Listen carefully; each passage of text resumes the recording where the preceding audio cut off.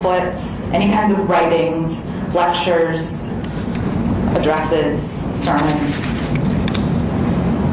Dramatic, so theater, plays, dramatico-musical. That's the wording that's in the Berne Convention.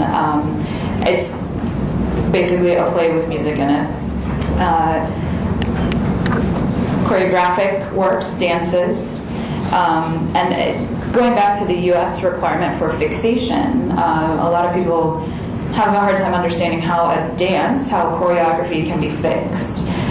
So one way you could do it is through a dance notation. I have no idea what a dance notation looks like. I'm not a dancer, I'm not a choreographer, but apparently that does exist. That also incorporates a written description of what the dance is, but it can also be fixed through audiovisual means. So if a dancer is performing and you record it on a video, then that would meet the fixation requirement in the U.S.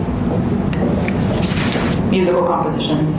And this actually applies to the underlying musical work. It's not for the sound recording. That is a separate copyright. So it's the music and lyrics that someone has created, and then the sound recording copyright is a separate right from the musical composition.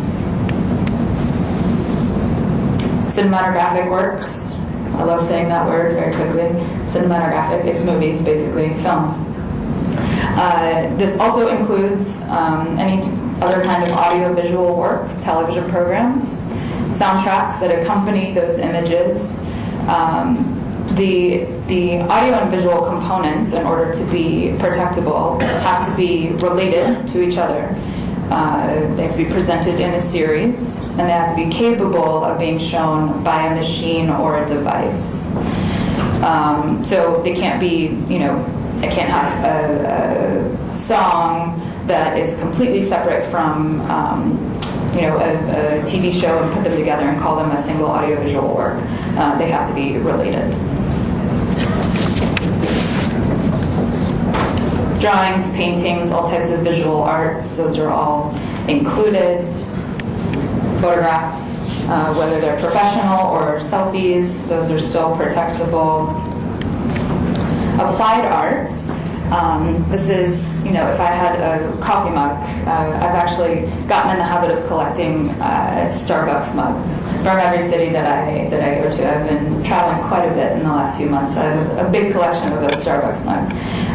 But on those mugs, so it's a utilitarian object, right? It's a coffee mug, but the artwork that is on that coffee mug is protectable. So that is considered a work of applied art because it's something artistic applied to something that is completely utilitarian. Computer programs. So going back to the sound recording issue that I was talking about earlier with musical compositions, works that result from this copyright for a sound recording is resulting from the fixation of a series of musical, spoken, or other sounds. So it has to be fixed. That's sort of the definition of a recording, is that it has to be fixed. So this is sort of an exception to the non-fixation rule for copyright protection. And the drafters had the foresight of including regardless of the material object on which they are embodied. So it encompasses any potential future technological invention, MP3s, and digital files, CDs. It started way back with records, actual phonograms. So that's sound recordings. Sound recordings actually are not protected by Berne, but they are protected by the TRIPS agreement and the WPPT, the WIPO Performers and Phonograms Treaty. A lot of countries do protect sound recordings from with neighboring rights. So you'll hear a lot about copyright and neighboring rights. So it's not strictly a copyright, but it is a neighboring right. So somehow or other, sound recordings are protected.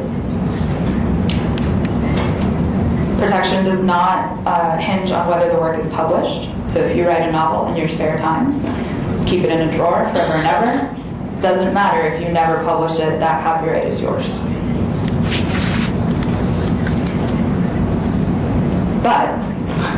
So we call it the first sale doctrine in the U.S. The ownership of the physical work, of a physical book, physical CD, physical painting, anything like that, does not equal copyright ownership. So I can buy a work of art. It doesn't mean that I own the copyright in it. The artist owns the copyright in that, right? And there are a lot of countries do have what's called moral rights. So the artist, the original author, the original creator, maintains certain rights in allowing purchasers to alter their work in some way. Whereas in the U.S., if I buy a painting, I have the right to do whatever I want to with that painting. The U.S. does not protect moral rights, but many, many countries do. But as I said, that's sort of a tangent idea. But so creation does not, ownership doesn't mean of the physical good, does not mean ownership of the copyright. So the exclusive rights, the bundle of rights that come with a copyright. Copyright owner has the exclusive right to reproduce or authorize others to reproduce the work. Photocopies, phonorecords, multiple CDs of a musical composition. So the right of reproduction. The right to prepare derivative works. So this includes translations. I have the right, before anyone else does, to translate my book that's written in English into Arabic. Creating sound recordings from an original underlying musical work. So if I write a song, then I have the first right to put that on a sound recording. Creating a screenplay from a book, adapting a book to suit the screen, large screen, small screen, either way. Those are all considered derivative works. Exclusive right to distribute copies. To distribute or authorize others to distribute. Sale, other transfer of ownership, rental, lease, lending.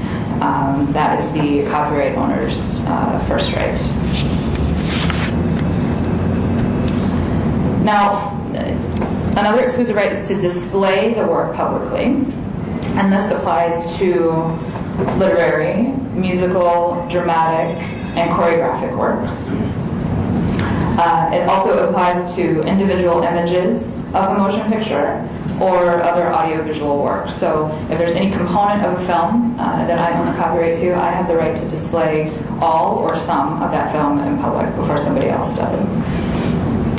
And the corollary to that is that the copyright owner has the right to perform the work publicly. So this only applies to, it doesn't apply to all types, because not every type of copyright is capable of being performed.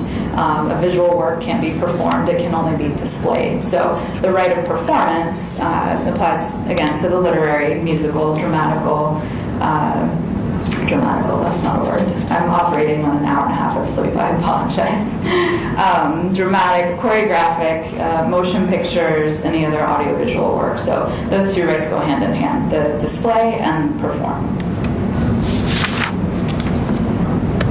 Under the WPPT, there's an additional exclusive right of remuneration for sound recordings to the producer and the performers for the broadcasting or the communication to the public of that sound recording.